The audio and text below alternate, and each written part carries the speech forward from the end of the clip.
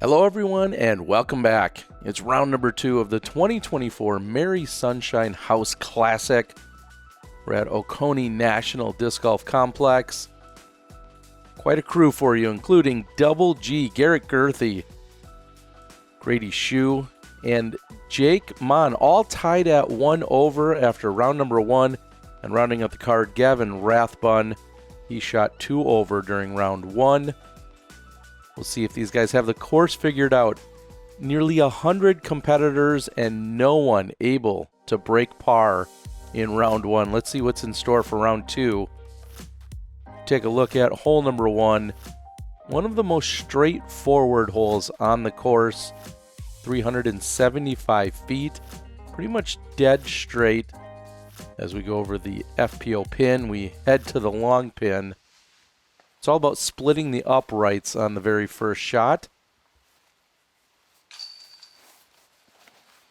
That's a birthday gift. Making it through that gap.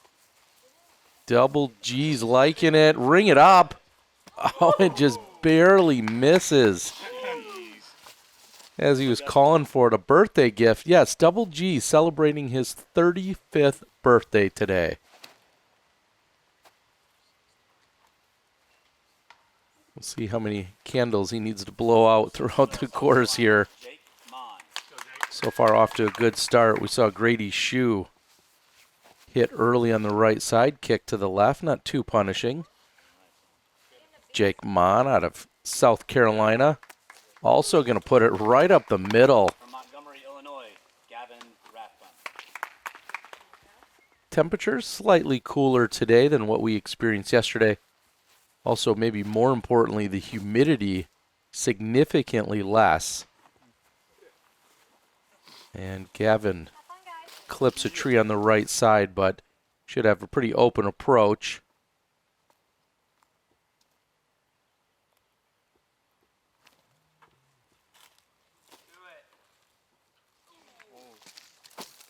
A little scare of the basket there for Grady.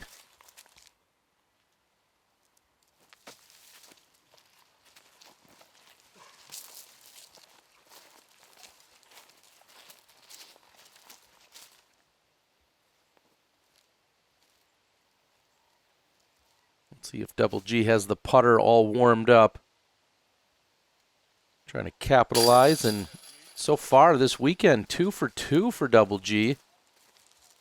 And just like that, he's back to even par for the tournament.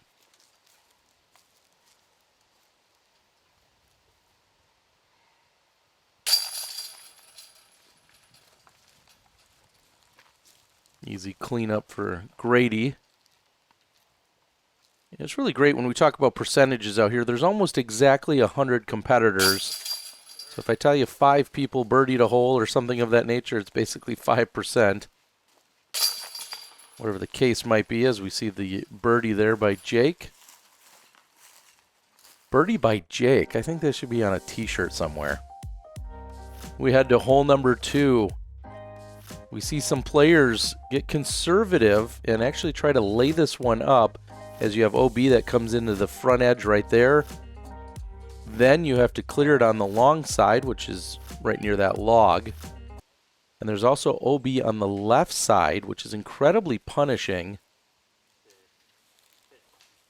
Well, yeah, it's right there, unfortunately. Just by a foot or so, the layup doesn't work for Double G, and he's going to be out of bounds.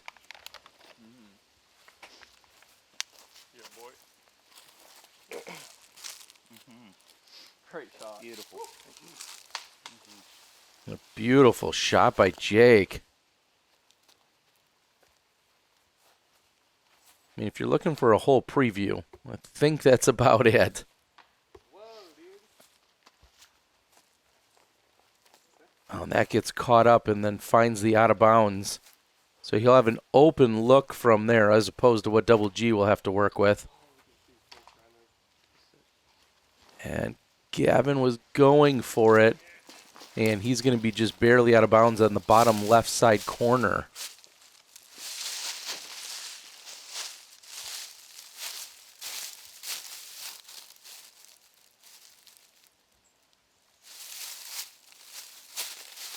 Can I go back any?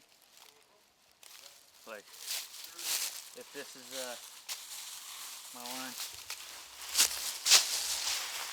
So great clarification here I wanted to share with you guys. Double G had gone out of bounds on the left where there's the OB line. You're able to bring it in up to 1 meter, and then if it's in line with the basket, you can bring it straight back as well. And that's what he was confirming with the group, trying to give himself more room. But unfortunately, he's too wide on the approach, and that lands on the bridge, which is also out of bounds. So a double penalty coming up here for Double G. And a good-looking forehand that comes from Gavin. And Grady looking to get up and down and save the bogey.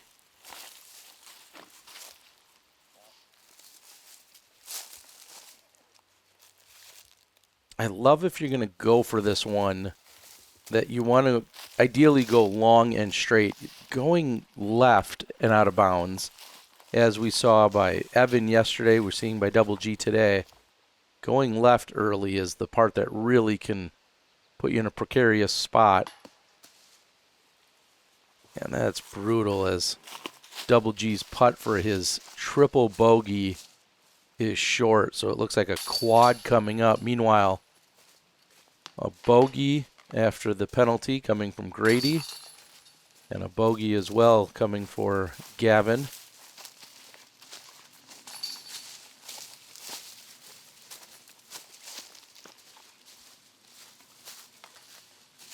And what a drive coming from Jake Monn.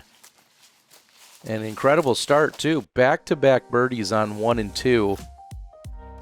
And just like that, we head over to hole number 3, seeing some crazy swings in the first couple of holes. 3 plays back at 450 feet, just as we saw in hole 2, except for this one, you get around the bend on the second shot, trying to set yourself up for a birdie look as it goes uphill. And that's what I'd say is the definition of a friendly tree kick. Just the fact that it basically kicked straight back and didn't really put him out of position, as opposed to what we just saw there. Same tree.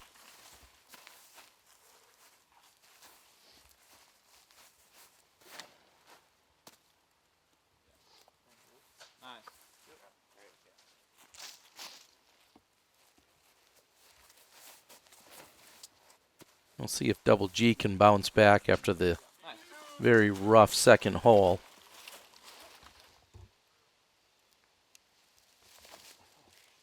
You see there is a Mando tree just on the left side of your screen. Players must go to the right of it, basically trying to eliminate any kind of shortcut. Oh my God, man. Oh no. So the double kick actually carries Grady past the Mando line, which means from there he must go to the drop zone with penalty.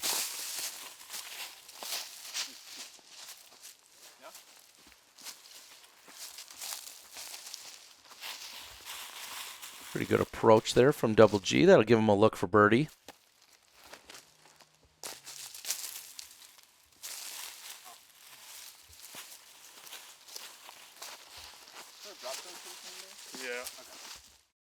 Gavin will also have a long look for birdie. Jake is off on the right side. Yeah, boy.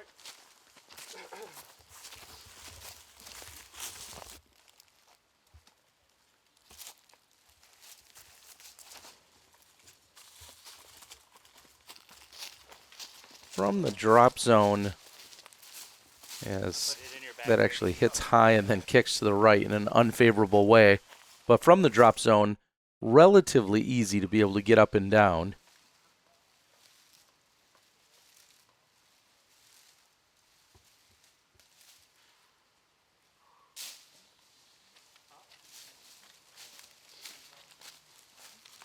The long look off the mark for Gavin. Looks like a par coming up.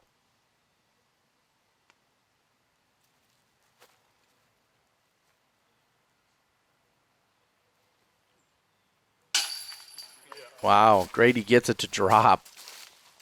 He's going to limit the damage to a bogey. With the connection there from circle 2. A little outstretched straddle putt. No doubt you need to bring your straddle putt to this round and to this course as Double G comes up short. A little tentative, knowing there's a little bit of a fall off behind the basket there. And that also is tentative.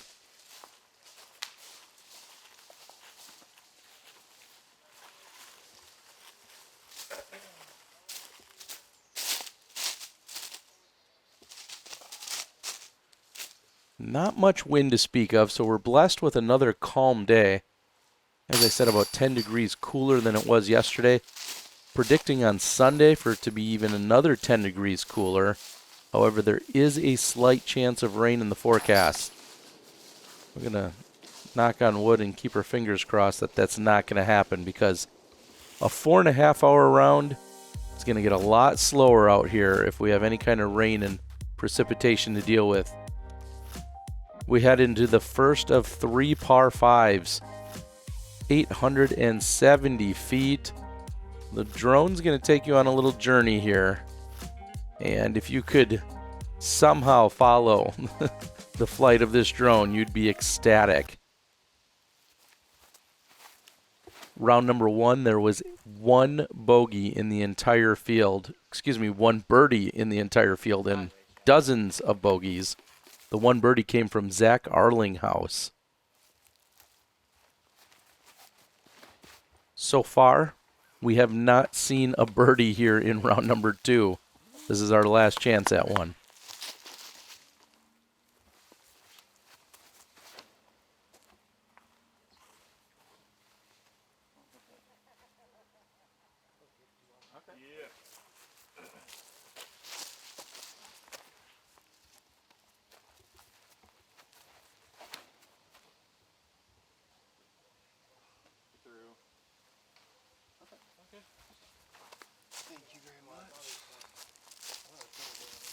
If you hit something late, hopefully it doesn't kick you too far offline. I think of what we just saw in the previous hole, and Double G here hits somewhat early as he's trying to get the hyzer around.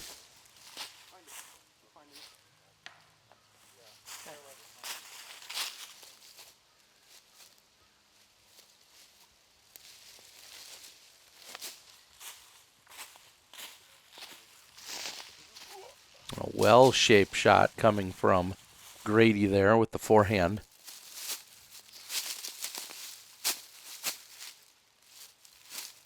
Take a little lesson from what Gavin's going to do here as he's kind of lunging forward when releasing this, trying to avoid him swinging through with his hand and then hitting the tree on the backswing.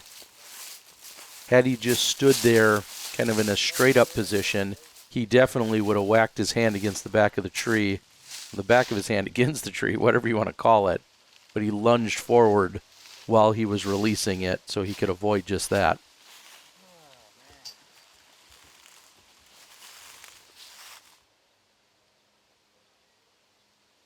That was Double G's third. Here's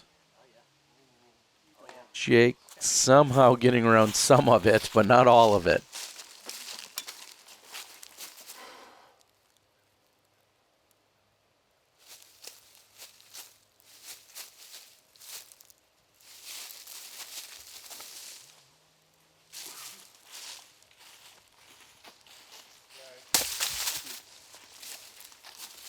A great shot coming from Grady. That's going to, in fact, give him a look to possibly card a birdie. Gavin with his third. He's going way up top. Finds a hole in the sky, and he's on the dance floor looking. Birdie hunting here on the 4th.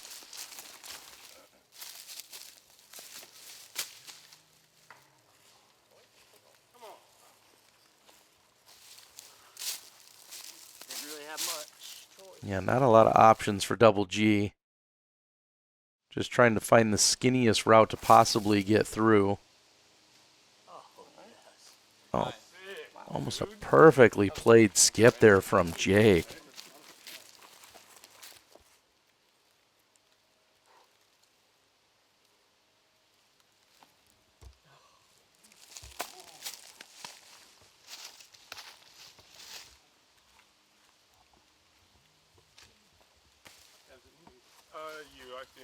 Double G fighting around a few of those final Guardian branches.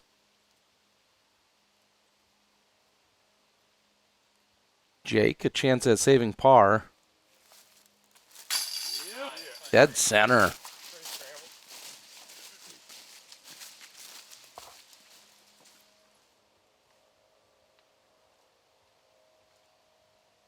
Three shots for Gavin to get just past the pin. And count it. It's the birdie on hole number 4.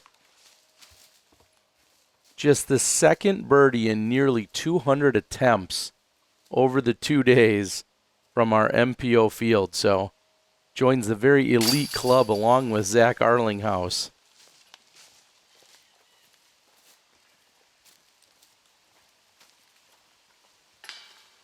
Grady said he was also elated just to even walk away with the par.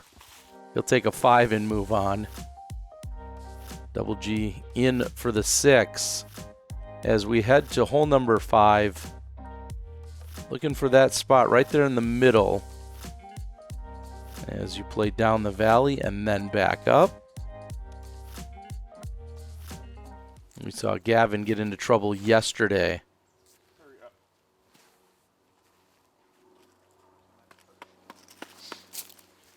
And today makes a great adjustment. Nearly perfect position.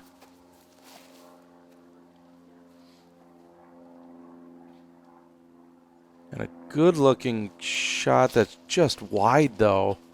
And that's going to put him out in the territory where we saw Gavin. And I love the height that this one's released with, giving it a chance to fight back and get to the ground on the right side. Nearly perfect coming from Grady. We'll see how Double G follows up. And about the same distance, maybe 15 or 20 feet to the left of Grady. So Grady will act first.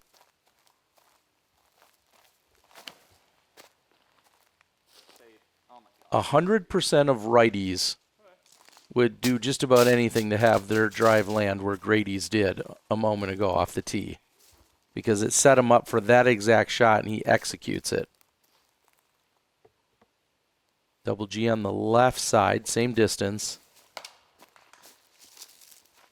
And that may have just been a factor of kind of a downhill run-up. The tendency when you're running downhill is to release early, and that's exactly what Double G did.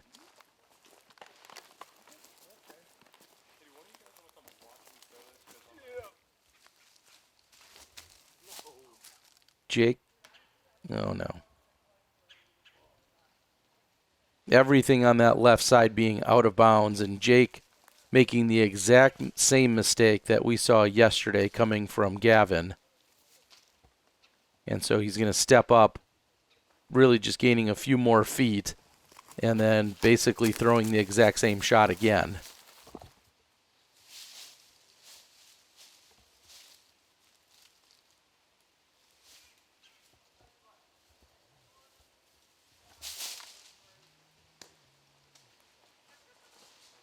I think the forehand roller count is up to 2 so far for Double G.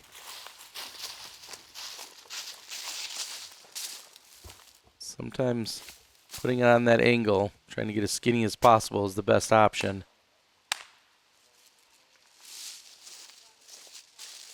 And that's just not nice.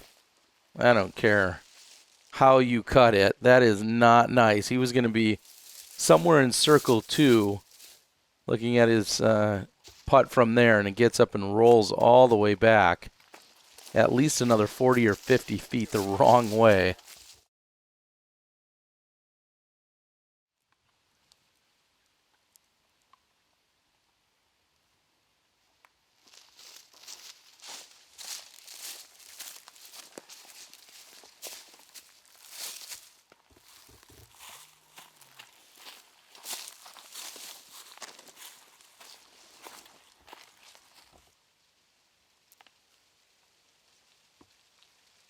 Grady has a long look after 2 great shots. And he makes it count. Big birdie there for Grady Shue.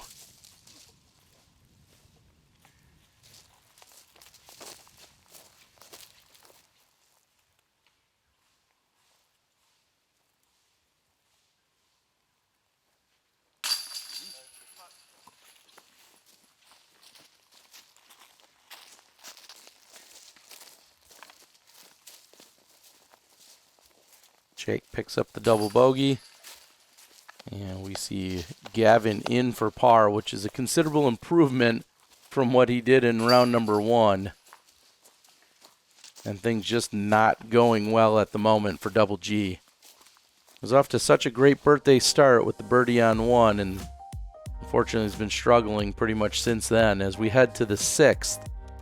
And like yesterday, the 6th is playing as the second easiest hole on the course. Hole 16. Everyone can look forward to a little bit later at 0.46 below par. This comes in at 0.16 below par. I feel like that's eerily similar to yesterday. It is. It was 0.19 under par yesterday. So slightly better today than yesterday. We'll see if our lead card can take advantage. There is a route to the left, but we've yet to see anyone take it. Because if you can set yourself up, just like Gavin has there, you're going to have a good chance to get up and down and get a birdie. Don't want it to turn or drift or kick like we're seeing there from Jake.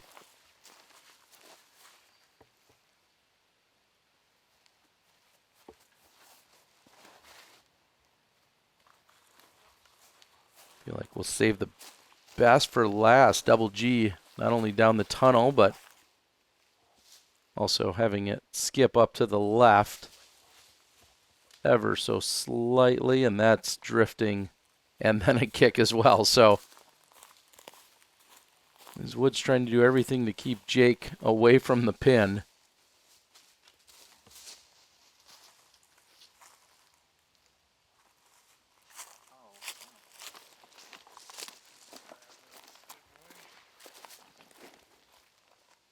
Good turnover from Gavin, but he'll have some work to do if he wants the birdie. Double G, pretty much prime position. Gives him some options to go up high like he did. He could go low. I think you could see plenty of people go forehand from there.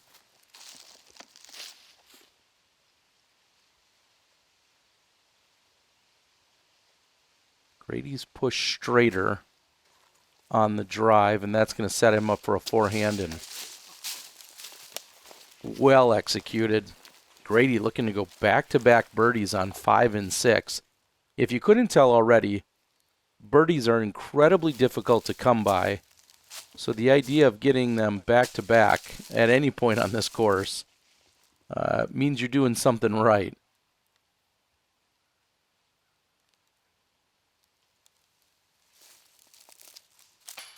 Oh, not enough for Jake to save the par.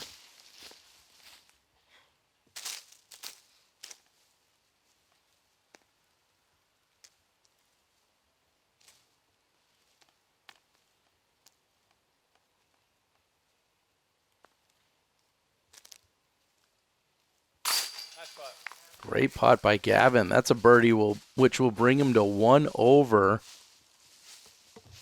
meaning he's 1 under for the round today, but 1 over overall.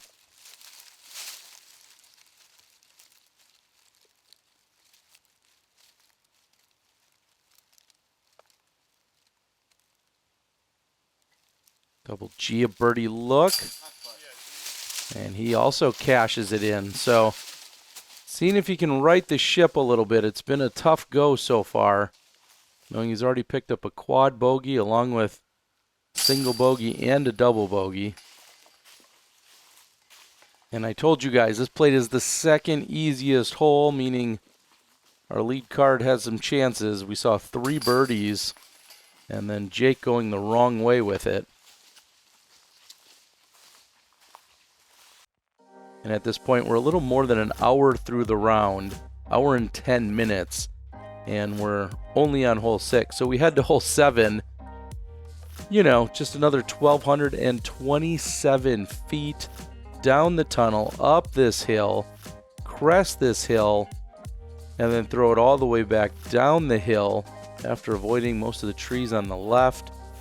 This is your main gap right here, and then it's going to filter down to this basket. And as you can imagine, a significant weight on the tee before stepping up to one of the most difficult shots of the day. Late kick, but not too punishing. We'll see what Gavin can do.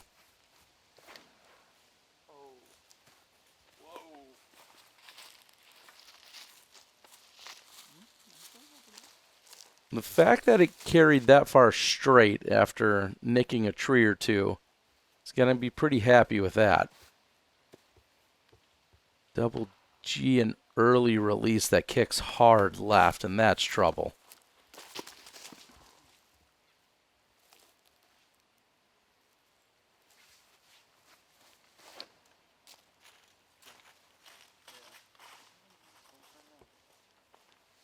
I really love the approach of putting the nose down, driving it right into the hillside. He's going to land pretty much right next to Grady. And Double G doesn't have much except for to pitch out to the fairway. And now throwing his third.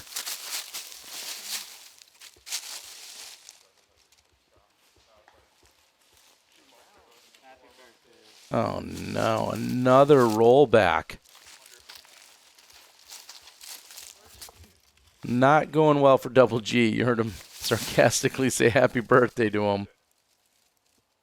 It's not the birthday he drew up out here, that's for sure.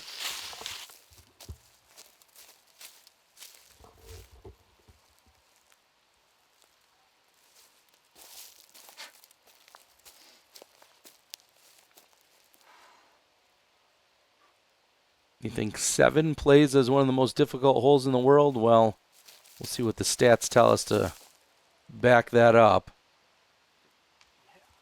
So far, Grady, though, seems to have it dialed in. Well, 7 today. I don't even believe I'm about to share this. 7.12. That is the average that we've seen out of nearly 100 competitors. As that is Double G's 4th.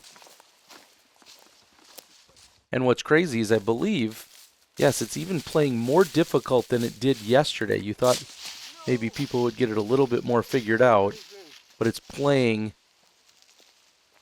almost 0.3 of a stroke more difficult in what I would consider better conditions today. Yesterday it averaged 6.86. Today averaging 7.12.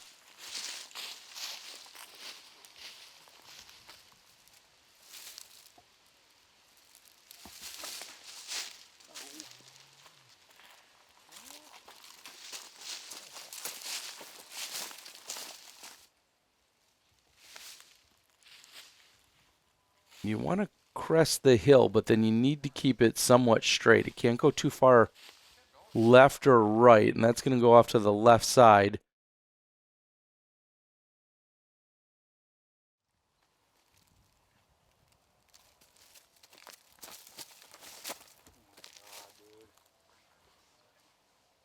Another early release or dealing with the footing or something there for Double G. That's going to be rough.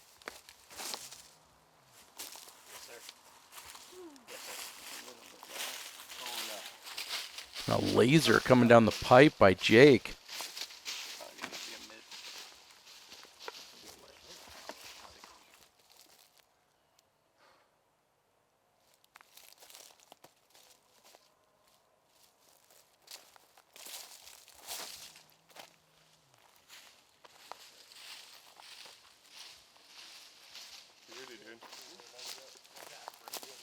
Not much more I can say about that. What a line.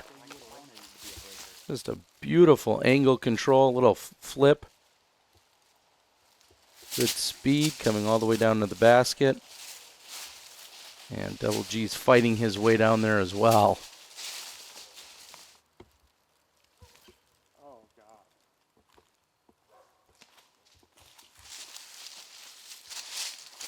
Gavin may have gotten away with one. That was eerily similar to what we saw yesterday by Evan. Kind of lazy on the approach. And it certainly cost Evan a stroke.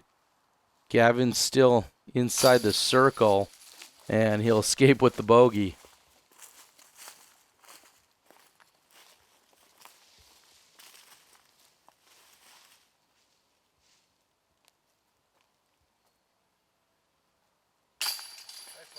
Grady picks up the par and joins a very elite club as well today. Just 7% of the field carding a par.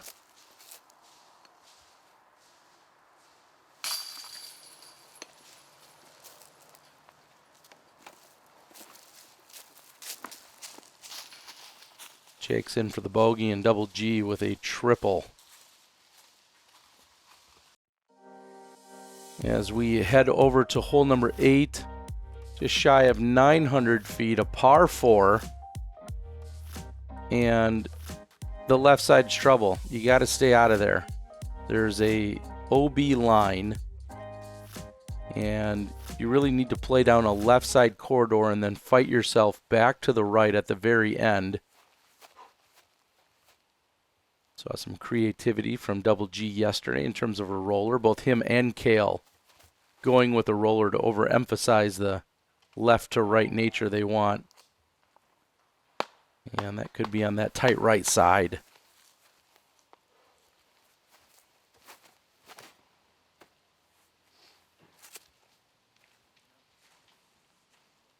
Good shot that hits.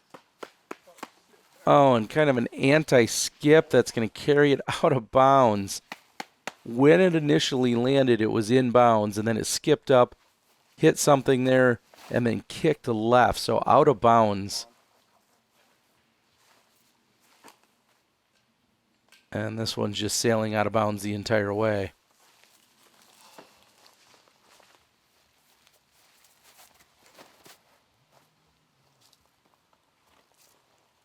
Double G going roller again. And although that one's going to spin out for him, he's going to be in a perfectly fine position.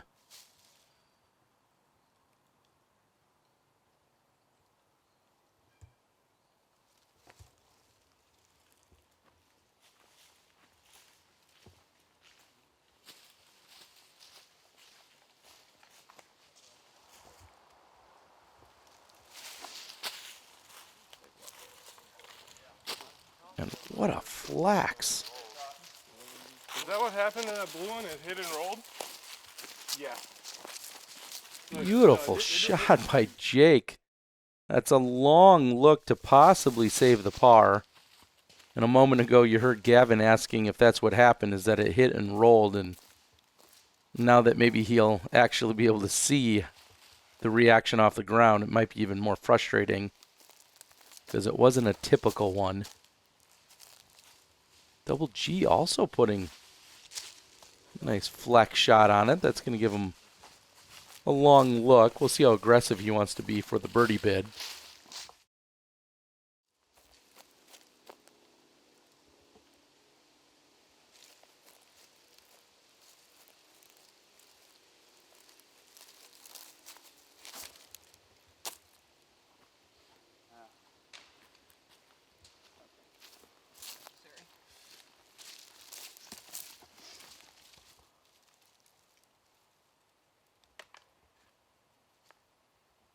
Gavin finds a high line that he's trying to go out and around. And it doesn't stay entirely clean. You'll still have a long look. As these guys are lining up, big shout out to our tournament staff, Brian and Ryan. See a ton of spotters. Everybody doing work. Long days out here on the course. When you're talking about 4.5 hour rounds, That's just for the players. Talking about some of these volunteers and other members out here for much longer than that. So big thanks to everybody. Double G, long birdie look. Grabs a little cage, but doesn't get it to fall.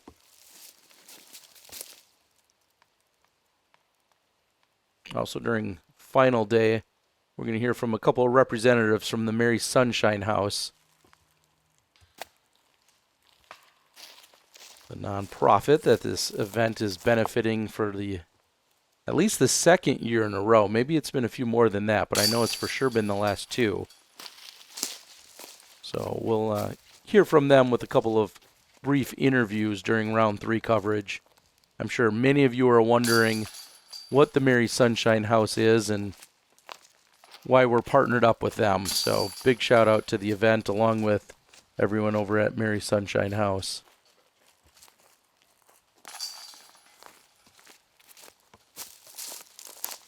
Just a couple weeks left in our Disc Golf Pro Tour as well. This being the second to last Q Series event. Everyone vying to get onto the tour in 2025. Head to Jacksonville next weekend, and then I believe everything wraps up at Mount Olympus in a few weeks from now. So Disc Golf Pro Tour coming to a close here for 2024 as we saw the preview here on 9. Thanks to our friends over at the Augusta Drone Pilots.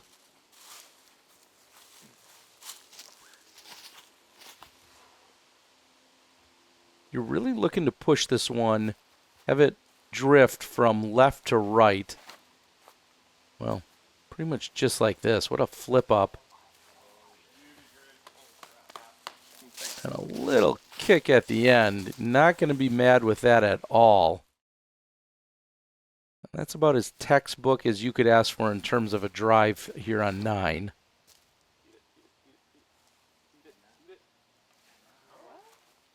Okay, not mad with that kick either.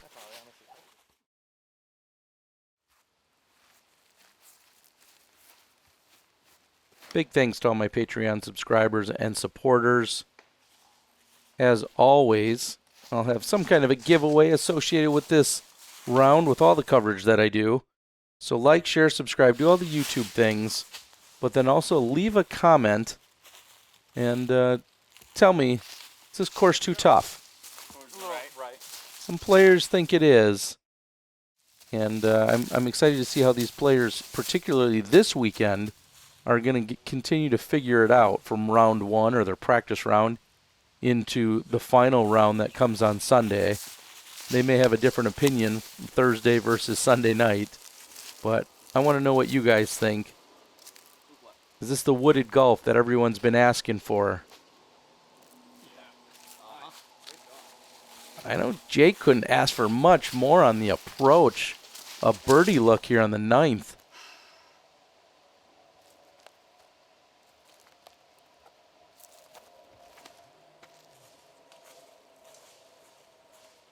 That just enough bend.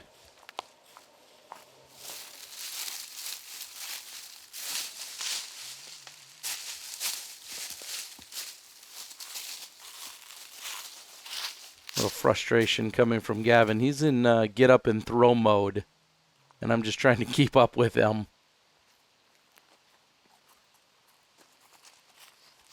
Those last few branches are what prevented him from getting there on the previous shot. As Double G is going to pitch up next to the pin. That should be a tap in par.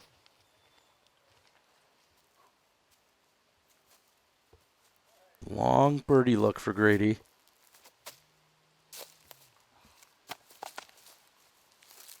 And that's going to feel like a missed opportunity to some degree, knowing how big that drive was. Jake, birdie look.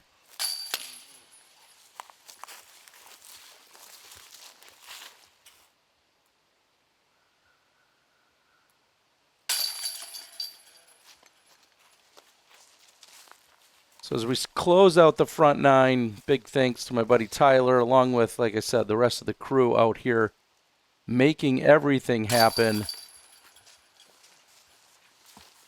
We've got 27 holes left to play. And thankfully, all you guys got to do is just click on a little button, and you're going to see the back 9 from round 2 coming right up after this.